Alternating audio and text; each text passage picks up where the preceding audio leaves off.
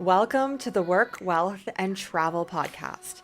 I'm your host, Nicole, and this podcast is your guide to start creating a lifestyle by design. From entrepreneurship, money and finance, taxes and residencies, and everything in between, this show highlights the nuances of a true global citizen lifestyle. Let's dive in. Welcome back to another episode of the Work, Wealth, and Travel Podcast. So this is our last Digital Nomad Digest episode with Cami and with myself for 2023. So in year-end fashion, as I'm sure everyone is doing now, we're going to chat about 2024 goals, priorities in business and life as nomads, in travel, in all of the things. We're not going to go into crazy detail. We were just talking off air for the last hour about so many different things, but we're going to share an overarching view of what that looks like for both of us, as well as, and I think we can start on this topic because it's really interesting to me, what the holiday season looks like to us as global citizens, as travelers. Neither of us are going to be home in our country that we were born in for with our family for the Christmas holidays, for New Year, for all of that. Cameron, why don't you start us off and share what that looks like for you, if you have gone home in the past, why you are not now, what that looks like, what your holiday season is going to look like as a global citizen? So since 2019, which I was in Bali, I just spent until now the only time that I went home, quote unquote. Well, the only time that I was home was 2020, and that wasn't because I chose to be home. It was because of COVID and the pandemic. But yeah, normally I'm not really that attached to the holiday season and this time of the year. My family is Jewish, so we don't really celebrate Christmas. I do have one part of my family that celebrates Christmas, but it was never like a big thing for me, especially if I was traveling or if I wasn't in the in the country. And then I have a controversial opinion. I am someone who don't really like the New Year's. Like, the 31st to the 1st, I just find that everything gets one, too crowded, true. Second, too expensive. Three, people get way too crazy for like just a freaking night. Like, it's just the jump from one day to the other. And if you are like seeing any type of other calendar, it's not even that big of a deal. But, anyways. And yeah, I just think that like it's so overrated to the point that this year what I wanted to do was like go into the middle of like nowhere, turn off my phone and just like read a book, drink some wine by myself and like be in full hermit mode so I don't have to be with like the crowds and like the level of alcohol and people going like way too crazy, and then like you can't go anywhere in the streets, and then if you want to do something fun you have to pay like so much money, and the dinners are so expensive and the parties are so expensive and they're not even that great. Like, sorry, like I hate being that person, but I like someone has to say it. I don't remember having the most amazing years of my life. Like, in my 29 years of existence, I have never had one New Year's that I was like, wow, it was the best night of my life. Like, the majority of them were either like meh, like very okay, or they were not that great. Because I remember this one time I was in Portugal with my ex-boyfriend. We were expelled from this club by a guy that was like really xenophobic because we were Brazilians. And we spent the whole night going into the police station wanting to make like an accusation. Like, that was my New Year's. So for me, like, this always happens around New Year's. I always have something that goes like not according to plan. So they're not like my favorite days. So I'm not really that attached to like the holidays or the New Year's. Of course, I feel like in a concept of, I don't know, like the societal kind of external validation, I will feel sometimes sad if I don't have somewhere to go or somewhere to be with. So I always make sure that I have either friends around or like my sister, for example, she's flying in to Paris from Portugal, and we're staying a few days together during Christmas, quote unquote. We're not gonna celebrate it, but like at least we're together. Then for New Year's, I'm gonna hang out with a friend. So like I try to surround myself with people so I have something to do so I don't feel kind of like depressed. But if I'm really like authentic and in my power, I don't think I would care that. I don't know. What about So funny you say that. Oh my gosh. So I just speaking on New Year's quickly, I totally agree, and I feel like in my teens and 20s, it was always like New Year's is made to be like the biggest night of the whole year, the biggest night of your life, like, it's not like that, and I think anyone who is, like, mid to late 20s plus will have a very similar outlook to you and I. So I remember when I was living in China, one of the New Year's, we went to Hong Kong. The first one, I think we got a hotel, the first New Year's in Hong Kong. So that was, like, a struggle to actually get to the hotel. Eventually, I think we took the bus and then walked the rest of the way or something like that because it was just such a busy bus. But and Hong Kong is, like, crazy on New Year's, right on the water in Central, but that was okay. So then the next year we went back and we were like, "Okay, this year we're not going to get a hotel." And because the border, it's like a 2-hour metro bus ride, whatever, to the border of Shenzhen, and then, like, it's super close, cheap taxi or metro or whatever to get to my house in Shenzhen.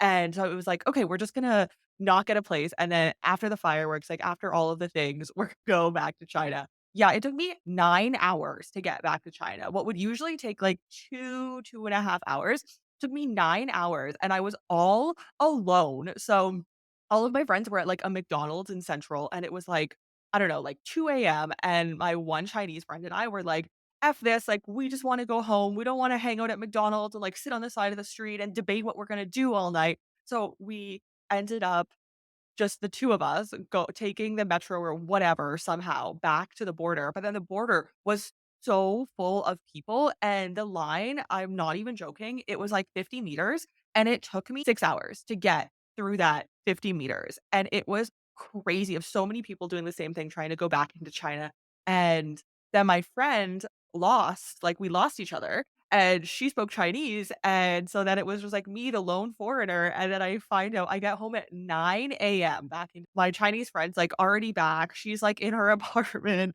and then I find out all of my other friends, there was, like, 8 of them who were at the McDonald's, they ended up paying somebody in a van to drive them across the border, and so they got back, like, hours before I did too, and I just, and I have a knee problem, and so I was wearing, like, these high heels, and my knee was, like, super fucked up from, like, standing in line and not being able to sit down for 9 hours, like, it was horrible, and then after that, I was like, I've had so many bad New Years, like, they just don't work out, and I was like, "I'm done," and then I think the next New Year, I was also in China, and I bought, like, a ticket for this, like, gala, it was, like, really close to my apartment, and then I got really sick, and so I just stayed at home alone, and I, like, journaled and was, like, writing about my business, and I was like, "This is so much better, honestly," and I was super sick, but I was like, "This is better," because it's just, like, you just can't get a taxi, like, you basically just have to walk home, things are so busy and crazy and packed, and so I think this New Year's, I'm just gonna have, like, a glass of wine, and I'm actually gonna be house sitting in Paraguay, so I'm gonna be with my friend's cat, which I'm never with pets, so that will be nice to kind of be around an animal, which is definitely, like, probably one of the bigger things that I miss in nomad life is, like, not having cats or dogs. So that'll be nice, and that's kind of my plan for this New Year's and to just, like, focus on me and the business. But yeah, that's my, like, crazy New Year holiday story. It was literally, like, I will never forget it. It was, like, the yeah. worst night of my life, and I was just, like, alone I was wearing, like, cat ears, like, alone in a sea of Chinese. Oh my god, Oh I'm my gosh. obsessed. Like, Anyways, what I'm the thing I'm obsessed about in the story the most is the fact that all of your friends got home before, every single one. I was alone, and I was just the and it's last like, one. "Oh, what time did you get home?" "I got home at 9 AM." I was like, "Wow, what a party." Like, you were such, like, in such a great party. It's like, "No, I I was was in in the line of the line. border alone." Alone, and my roommate was one of my friends who was also with us, and so she got the bus, like, I don't know, this person to, like, drive them over the border, and so I get back, and her door's closed, she's sleeping soundly at 9 AM. Honestly, I mean, good I story love now. that you share this vision with me. I feel like even when I was 20, okay, I didn't like the New Year's. Like, I don't remember ever liking New Year's. Like, I really am Mm. traumatized by them. And Like, I had that one that, like, I spent, like, the entire night, like, trying to go to the police station and whatever. But, yeah, I don't know, like, this New Year's, I have, like, this friend of mine, and she's, like, with her boyfriend, and they're like, "Yeah, we're gonna go and find something cool to do and everything." And I'm so, like, in hermit mode. I feel like the winter is really catching up with me in my mental health and, like, how I'm acting up in the world, like, the amount of energy that I have to, like, hang out with people and, like, whatever that I'm thinking to myself, like, if you don't have, like, a really good proposition, like, honestly, I don't know if I'll ever like, if I go out for food somewhere, I'm gonna come back walking, like, I'm not even We can call each other on New Year's because yeah, we'll both the pro be we'll the both be, problem like, yeah, chilling we on the could. The couch. problem is that my New Year's will be 4 hours before or even Well, actually, I'll be in 3 Paraguay, so I hours? think it's only, like, 3 hours or something, so it's not bad. I mean, I'll probably and then Eddie will be in Mexico, so he'll be 2 hours, I think, behind me, Okay. so, like, yeah, Yeah. I'll probably be up Well, for a worst case while scenario, you that can night. just call and, like, do what we always do before we record the podcast. We talk for hours, so Let's yeah, have a long that's not chat even with some the wine, worst case yeah. scenario, but yeah. So and yeah, like I don't want to get like in a metro. I don't want to like find a cab. And if you find an Uber, eventually the Uber is like disgustingly expensive. I think I'm gonna do some journaling, reflecting. I'm discovering actually, I'm not discovering at all. I've always known that. I hate writing pen to paper as a jerk. I just hate it. But now, as of like 2 days ago, I just saw that Apple has like a new update and there's a journal app. And I don't usually do the update, but I immediately downloaded it because I was like, oh, a journal app. It's very similar to the Notes app, but it's a little bit different and it like prompts you with like photos of your Oh, recent camera roll to write journal entries around that. So I was going to talk about the Christmas season, holiday season, whatever we're calling it, as a traveler. And for me, it's interesting your perspective because I feel for me, I always was so excited, especially when I was living in China, which were my first few holiday seasons abroad. I was always like so excited to have holidays in China because I knew I would be around friends and we would be having fun and we would go out for like a big Christmas meal and then have drinks and then go to KTV after. Like it was always so much fun. Whereas I don't know, in Canada, it was just like never that fun. We would, like, do gifts and then you, like, hang out all day and, like, and, like, play a board game or I don't know, like, I was always so much more excited to have this abroad, like, anywhere abroad, and then last year I spent the Christmas season with my partner's family in Mexico, so that was really fun, and then Christmas Eve, we ate dinner at midnight, I feel like that's, like, a very religious thing to do, but people don't really do that in Canada, so that was, like I was so tired. The food was so good, but I was like, "I just wanna sleep." Like, I don't wanna eat. I fell asleep right after we ate. But it was really interesting to see, like, how other cultures and countries do things. So for me, I'm always very interested in that aspect of things on Christmas. This year, I'll be in Paraguay, so it'll probably be a little bit different. But, yeah, I feel like that's one aspect that I really like of the travel lifestyle is to see how other cultures celebrate and what that looks like for them. And it can be difficult to be away from family, but I don't know, I've never really been much of, like, a homesick person. Which I guess is why I love this lifestyle. I just call my family and we chat and then, like, "Merry Christmas," and that's kind of, I don't know, how it goes for me. but when you I saw that enjoy you were it. going to spend Christmas in Paraguay without Eddie, did you get like a little tear in your heart? Yeah, I mean, I was kind of like, "Oh, that sucks," because he has to go to Mexico and I have to go to Paraguay, and I was like, "Oh, that does kind of suck," but, I mean, like, we'll call and we'll talk, and honestly, I right as of right now, at least a week before, I have a client call on Christmas Day. I'll probably film a video. It's not gonna be that much different of a day to me. If it is and I'm in a place where people are celebrating, then that's great, but at the same time, like, things need to get done, and even last year in Mexico, like, I was still working on Christmas and I was available. I don't really take that time off, but then other times there are times where it's a priority when I'm traveling or doing something new or doing a tour. I'm like, "Okay, now I'm gonna take this time I off." was thinking the same wavelength because it's really interesting how I feel like both of us we end up designing our schedules more in the things around the things that make sense for us rather the things that make sense for like the collective, you know? So for example, right now, like for me it doesn't make sense to take time off of any of my works because like, yeah, my sister's gonna come to visit and I will visit like Paris around with her and blah blah blah. But like I'm not gonna stop working and not taking client calls or not filming videos, not like recording parties just because it's Christmas and I should be doing that. What I'm gonna do is like in April, for example, I have my cousin's wedding. She's like my sister. Then I'm gonna go to Brazil because it makes sense to be around family. Then I'm gonna probably take a lot of time off because I want to be with her. So it makes for me it makes more sense to design my life around the things that are exciting for me rather the things that are like exciting for the collective.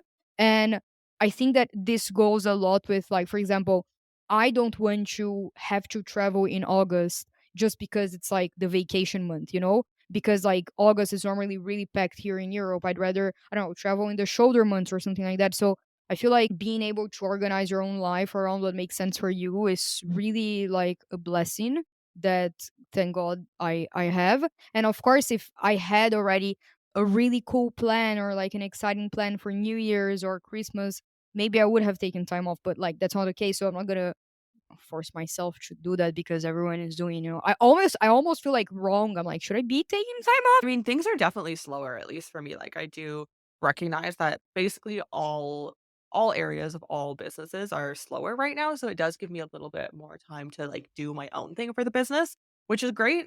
But yeah, like I'm still available. I'm still working. I'm still doing calls. So now let's chat about not all of, but some of our goals going into 2024, whether that be business, personal, travel, whatever that may look like. Share what some of yours look like, just a few, and how you go about planning process as well and what that looks like, and then how you plan to make those goals a reality. So one of the reasons why I'm loving that right now it's a little bit more quiet and I feel also like I am a little bit more quiet, like I'm not posting that much on social media. I almost don't go that much on Instagram. I don't go at all on TikTok and all of the other platforms. I'm really right now putting my foot on the brake and pausing a lot of the doing of things in regards to business and new projects and taking a lot of steps back to go into the more like strategic vision of things and how I want them to look in like 5 years from now or something like that. This is something that I never had a lot, like this bigger vision, not because I'm not ambitious or something like that, but just because I've always allowed myself to be really caught up on the doing of things instead of really looking at things in a more strategic way, which is weird because this is something that I like. It's a big skill of mine and I love doing it and I can do so well for other people. But when it comes to my stuff, normally I'm more like, oh no, it's gonna be fine. And I think that once you start doing things, there's always something that you have to do. So when you commit to posting weekly on your podcast or weekly on your YouTube channel, there's always the editing, the recording, the having new ideas, the blah blah blah, the promoting, and then you get so caught up in the doing that you're not really strategizing. And I think that I got lost a lot in this in the past years, and that's not how I want to do things moving forward. I have a much more clear vision of where I want to go in 2024 and how I want to build my personal brand. I feel like this is a very big thing that I am going for. So I want to build my personal brand separated from this new business that I'm creating. And instead of like looking at this new business that I'm creating as a small thing or as like I need to bootstrap and do everything my own and like MVP out of it.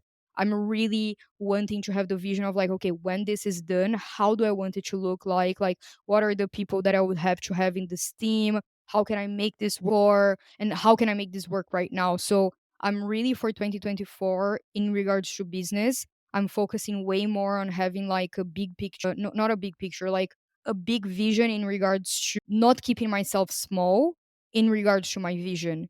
So really thinking big and thinking, not only thinking, but like having the certainty of the bigness, of whatever I want to create, no matter how long it takes to create it. So and I feel like that and will end up putting me in a more full position in regards to my mindset of like how I believe in myself, how I present myself, and my level of like confidence in my work and things like that. Business that's like a big. What about Yeah, I love that. And it's so interesting to hear that because I feel like we have Similar we want to go to a similar place, but, like, such different ways and different places where our businesses are in right now, where it's like something is a priority, whereas something is not a priority to each one of us. So it's really interesting, I feel like, to hear your take on things, but I love that for you. I know that you're starting something new, which will maybe be announced in future episodes, which is exciting and something that's super aligned to you. I'm so excited for what's going to come in 2024 for you and for me. And so for me, we were just talking about this off of air to continue to manifest so many crazy things that have already happened in my life. And I know there's so much more just around the corner in 2024. Not even like I'm not saying only 2024. I mean, like something amazing could happen this afternoon and it may. So I'm not limiting myself to 2024 alone, but very interested to see what happens and continue growing out what has already happened and continue to build off of that. But for 2024, it's going to be a really, really interesting year. And I'm so excited for the change and the growth that's going to come because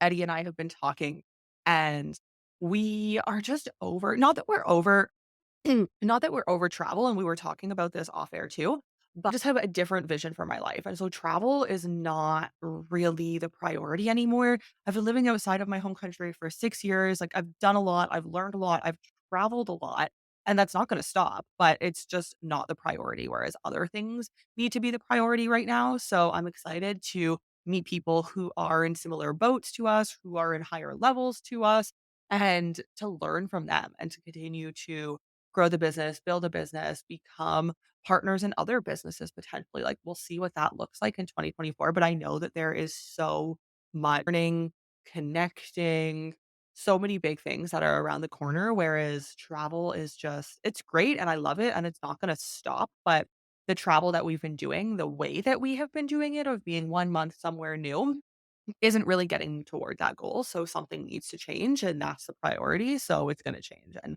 I'm very excited for what that's gonna look like. It's gonna start in Mexico and then kind of go into other countries from there, and I was just writing yesterday on the bus back from the desert that we were in. I was just writing out my goals for 2024, which I almost never do. I don't think I've ever written goals for a new year because I'm always like, if I wanna do something and make a change, I'm gonna make it today or tomorrow. I'm not gonna wait till the new year, but I'm like, it's around the corner. I may as well write some gold, and some of the goals are pretty crazy, but I know that they can be met and they will be met in 2024. So, yeah, I'm thinking big, thinking like being very delusional with what I want to happen and just know it's gonna fucking happen some way or I somehow. believe in you. I truly do. I believe in myself, but I also believe in the Oh universe that my like god. That's the it's first coming. time that I've So ever heard you saying that. Like, that's something that I would say, but it's so wonderful to see you. yeah, and it's so interesting, and I mean, it's a lot of it stems from the book that I was listening to that we were talking about, and like I was saying to you, it's just something that, there's some things where I hear and I'm like, "That's BS," like, I need to look into that more, like, it just doesn't make comprehend to me. But this book, for some reason, I was just like, "It makes so much sense." It's something that I, like, don't even need to question, and I've already seen it in the last few days of so like, multiple, like, I'm talking, like, 5 or 6 different things in the last 2 or 3 days that have come my way, and I'm just like, "Oh my gosh," like, things are really and even, like, a week ago, before I even was listening to this book, I was talking to Eddie of, like, what I'm doing is really aligned because like, things are just falling into like, I'm gonna continue doing what I'm doing and working and doing what I love, but I think it's also it stems from that and doing the work, but it's also I know that things are coming to me and, like, I don't have to do the work for them. They're just Yes, gonna that's the one of the keys for manifestation for sure is having the certainty. I was listening to this guy. I don't know if you've ever heard about Kabbalah.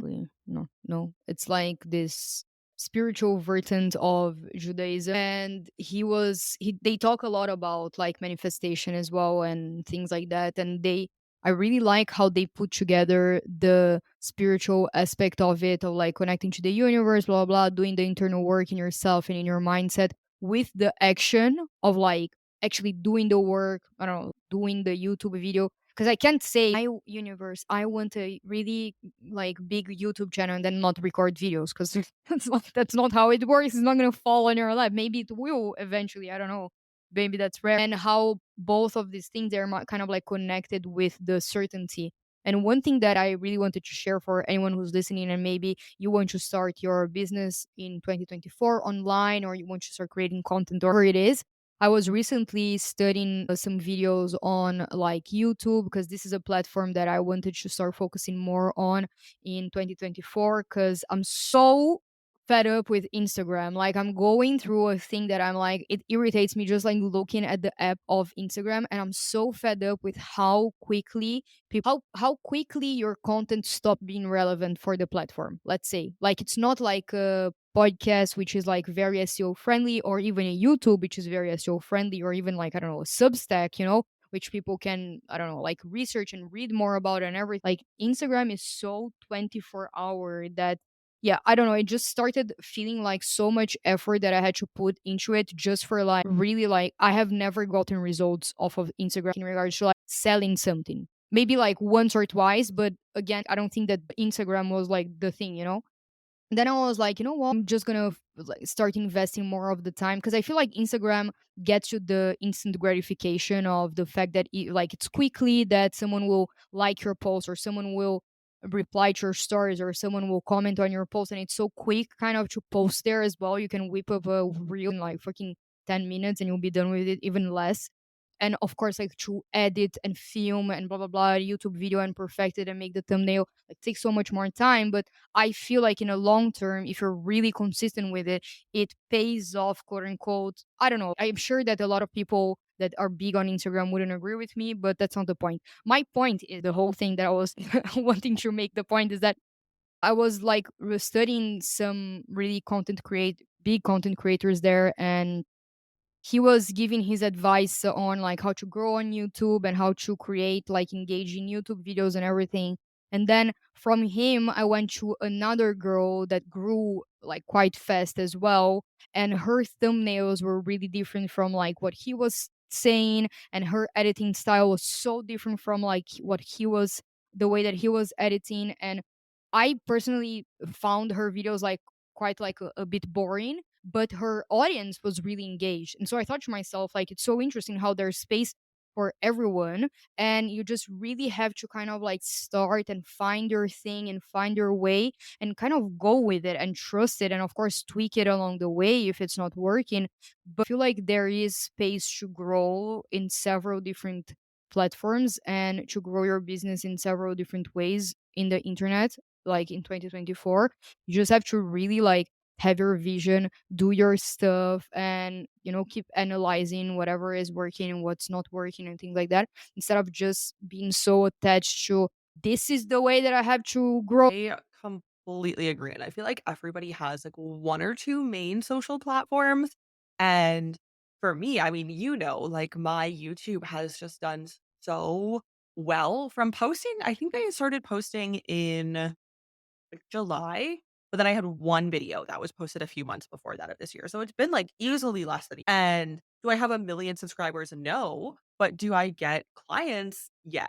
So it's like I've had some people who I was talking about some podcast coaching and optimization. And then there's always the Instagram. And I was like, I need to just block out everything and focus on what is really working right now, which like I can tell is YouTube. And for some people, it's like email. For other people, it is short form content or it's long form but for me, I can see the data and I can see what's working. And obviously I can see the business growing from it and revenue increasing. So yeah, just go all in. And it's hard in this day and age. Like it's so hard to block out the noise of like all of these millions of other platforms. And I do still post on all the other platforms. Like I do post short form content, but I do it now in a way for the last few months. I do it in a way that like, I don't care if it gets 2 likes. I don't care if it goes viral. Like, I am done trying to please one form of algorithm because when I make short form content now, I make it for YouTube Shorts. Like, that is my priority of where I post, and also when I consume short form content, I consume it on YouTube Shorts because YouTube knows the channels that I like, and so then I get shorts of videos that I actually like. Whereas Instagram, I feel like I scroll through and it's like, I grew 10K in 2 days. Here's how. It's like, I don't care. Like, that is not my focus. That's not my priority. I make short form content for YouTube and then I just post it everywhere else. And, like Pinterest, TikTok, Instagram, like all of the places. But Instagram is not the priority. And I think I have so many thoughts about Instagram, but I really feel like they are kind of just not doing the best for so many creators who are trying to grow and then find success on other platforms, and they lose out on so much. Of course, there's creators who Instagram is their bread and butter, but I feel like there could be a lot more if they were more transparent about certain things on that platform. But that's just my 2 cents. Doesn't really matter I what. totally agree with you. And this is something it's funny because I feel like I always hit the same wall of creating, like for Instagram specifically, like trying to be on top of like the caption and the great photos and the feed and the aesthetic and the reels and the views and blah blah blah. And then in 4 or 5 months later, it's like the same wall of like, oh my god, why am I even like trying to please this like Instagram boss? Like go F yourself. Gonna go take my expertise somewhere else because you're not helping me, like you're not helping me. I think that's the thing. Like even TikTok helps you a little bit, and I feel like Instagram really doesn't, like it almost like doesn't care about you as like I probably I know that probably like in their meetings, I don't know, like in Instagram headquarters and in Meta, they're like, oh, we care so much about the creators. I don't feel like they do. Like for me as a creator on their platform, I don't think they care like at all. At least YouTube has like the YouTube Academy. I totally agree, and it's like you can so obviously see, like, whenever they come out with a new feature or the new, like, reels and posts that they do about the new features, everything and they say this, everything is geared Gen Z and teenagers and, like, young 20-year-olds, and I even heard a really big creator, talking about this in one of his stories the other day, and he was just saying, like, "Why are they only focusing on a very small demographic of people who, like, yes, are using the app often, and it's like they even Adam Mosseri was saying that's why they built out the notes feature and then built out like music with your notes because Gen Z was really utilizing notes. And it's like, I don't think anyone that I know like gives What a is shit Note? about notes, quite honestly. Like it's not a No, game really. changer. Exactly. It's like, when you go to the DMs and there's a little bubble and then you can put like Ah, text okay, yeah, yeah, over yeah, the yeah, little yeah, bubble, like but it's only in your the DMs. status. Yeah. Oh, okay, for me, that's like It's like, yeah, it's yeah, like a little, like, update thing, and yeah, then it yeah, goes away after 24 hours, and it's like, nobody cares, like, that is moving yeah, no one's business forward.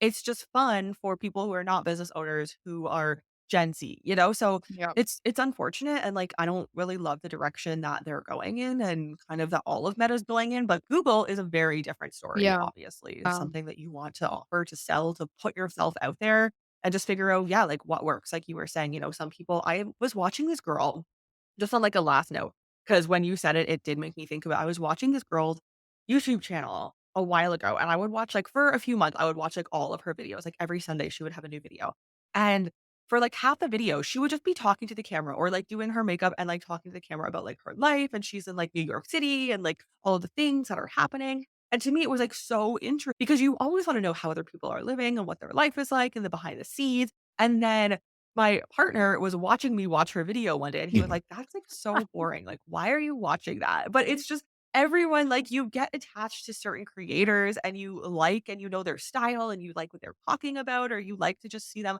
talking about nothing and getting, like, a behind the scenes of their life. So, there's really a niche out there for everyone. I'm really aligned with you on that. And I don't know, like I really like Instagram for memes and stories, but after that, it's honestly like it brings me nothing, like nothing. And I don't know, I'm someone who I really like to write, and whenever I post something that has a lot of text on Instagram, I feel like people don't stop and read, and that irritates me. I'm like, and of course I understand because I wouldn't stop and read as well, but you end up feeling that the whole thing that you crafted is clearly in the wrong platform, because it's not getting the reaction that you wanted to get. Well, this has been a great last episode, Cami. This has been really fun to share a little bit more about our goals, what that looks like for 2024. Maybe have a New Year's Eve phone party together.